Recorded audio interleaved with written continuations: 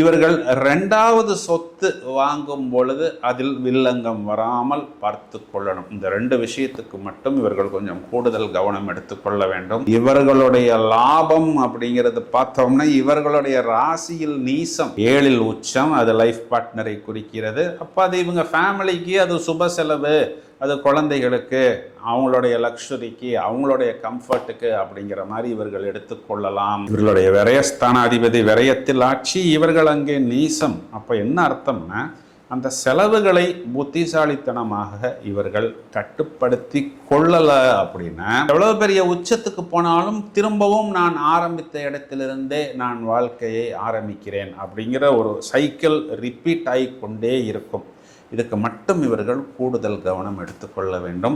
இந்த துளாராசியில் ஒரு ஹைலைட் என்ன அப்படின்னா, இங்கே சாட்டர்ன் உச்சங்கிறதுனால அதிகமாக மனித குலத்துக்கு சேவை செய்யக்கூடிய நபர்கள். இவங்கள்ட்ட ஏன் 5000 10,000 பேர் வேலை பார்க்குறாங்க அப்படின்னா, அதில் யாராவது ஏதாவது ஒரு தவறு செய்தால் கூட அவர்களுக்கு வாய்ப்பு கொடுப்பது, தவறை நீங்கள் திருத்தி கொள்ளுங்கள், 2வது தடவை 3வது தடவை அந்த தவறை செய்யும் பொழுது கையும் களவுமாக பிடிபட்டாலும் கூட சின்னதாக ஒரு பனிஷ்மெண்ட் கொடுக்கறது அப்படிங்கிறது அவர்களை தண்டிக்க வேண்டும் அப்படிங்கிறதுக்காக இல்லாமல் அவர்களை நாம் நல்வழிப்படுத்த வேண்டும் அப்படிங்கிற ஒரு அமைப்பில் தான் கொடுப்பார்கள். வயதில் மூத்த நபர்கள் அப்படின்னா பக்கத்து வீட்டில் இருக்கிறவங்களா இருக்கலாம், எய்த்த வீட்டில் இருக்கிறவங்களா இருக்கலாம், ஒரு 70-80 வயசுக்கு மேலே இருக்கக்கூடிய நபர்கள் எல்லாம் கூட தன்னுடைய அப்பா அம்மாவை எப்படி பார்த்து கொள்வார்களோ அதை போல் பார்த்து கொள்வார்கள். பக்கத்து வீட்டில் இருக்கிறவங்க கூட நாங்கள் 2 நாள் ஊருக்கு போகிறோம், எங்கள் பேரண்ட்ஸ் இங்கே இருக்கட்டும் அப்படிம்பாங்க.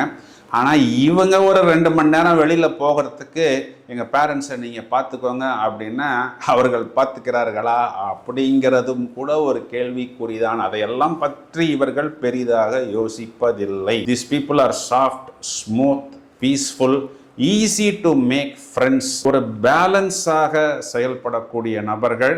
இவர்களை நம்ம பேசும் பொழுது என்னென்னா நம்மளுடைய கோபம், நம்மளுடைய பிரச்சனைகளுக்கு ஏதாவது ஒரு சொல்யூஷன் கொடுப்பார்கள்.